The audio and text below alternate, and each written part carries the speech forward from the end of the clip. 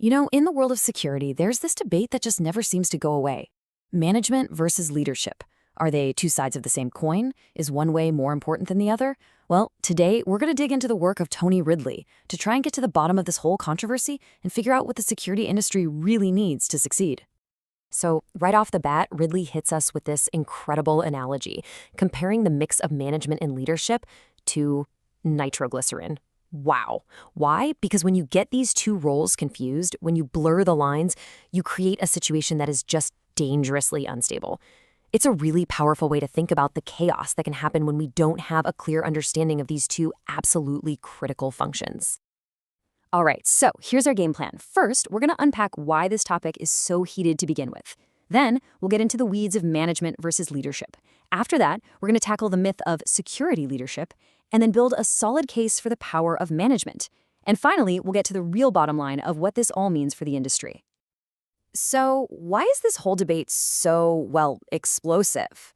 The author argues it's because the security profession is, in a lot of ways, still figuring itself out. There isn't one clear, universally agreed upon definition for either of these roles. Everyone has their own take, usually based on their own background. So when you start to challenge those ideas, it can feel like you're challenging their entire professional identity. And that brings us to the core argument of this whole piece. And let me tell you, it's a bold one. The idea is this.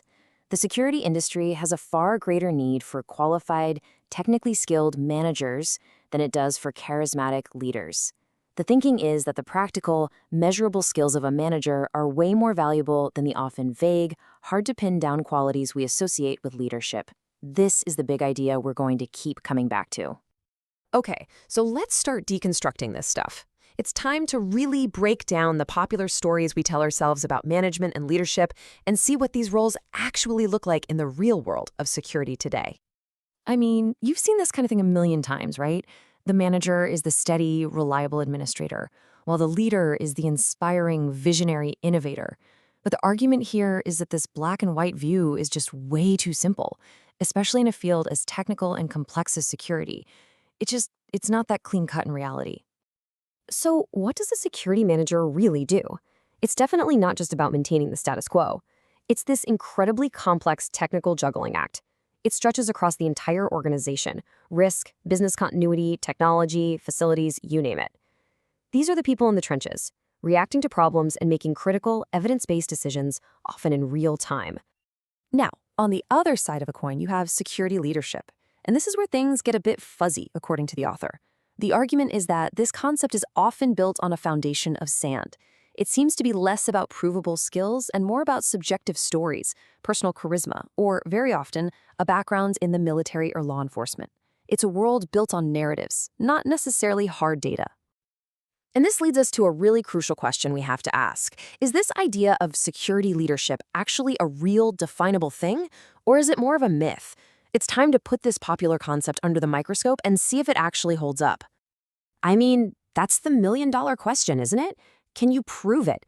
Can you measure security leadership? Is it a tangible skill set you can learn and verify, or is it just a kind of feel-good buzzword that we like to use? Well, when you actually start digging into the books and papers written about security leadership, you find some major red flags. So much of it is highly subjective, right? It's full of personal stories and anecdotes instead of empirical evidence. There's no consistent way to measure it, and a lot of the literature is dominated by themes from military or police backgrounds, which promotes this sort of heroic narrative that doesn't always fit in a corporate setting. The author uses this perfect analogy. It's like we're mixing apples with other types of fruit, but we labeled them all as apples. That really gets to the heart of the problem. We're taking all these different skills, experiences, and personalities, lumping them all together under this one vague label of leadership, and that makes it basically impossible to study or define in any truly meaningful way. Okay, so if the whole concept of security leadership is built on shaky ground, what's the alternative? Well, it's time to make a strong case for security management and really shine a light on the critical and frankly often undervalued role it plays in an organization. Let's be honest for a second. For most companies, security is viewed as a necessary evil, right? It's an unwelcome purchase. It's a cost center, not something that directly adds to the bottom line. And because of that perception, the incredibly complex and vital work that a security manager does is often totally misunderstood and undervalued.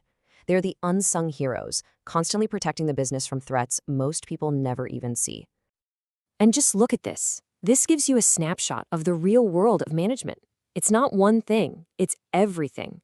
A manager has to be a master of all these different areas, from innovation and productivity to financial resources and public responsibility.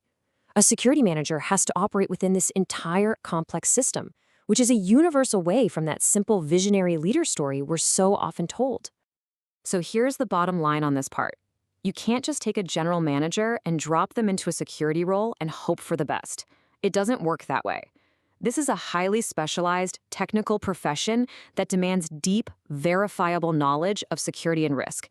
It's a science with principles and practices. It's not just a guessing game. So after all that, where do we land? What's the final verdict here? What does the security profession actually need right now to move forward and be effective? Let's get to the real bottom line. And the answer, when you boil it all down, is surprisingly simple. We need more skilled managers. We need people with proven managerial skills. In a field as complicated and high stakes as security, the ability to coordinate resources, set clear objectives, manage costs, and actually execute a plan, that's everything. Those are the tangible skills that create real, measurable value. Ridley just sums it up perfectly here. Charm, charisma, may get you a security interview. However, security management will determine value and longevity in an organization. You hear that? Style might get your foot in the door, but it's the substance of solid management that actually keeps you there and makes a difference. So as we wrap up, I want to leave you with a question to chew on. Think about your own workplace. Does your organization prioritize charisma over competence? Are you rewarding the flashy leaders who give great speeches? Or are you rewarding the effective managers who get things done? Because the answer to that question might just determine the future of your security program and maybe your entire organization. Thanks for joining us.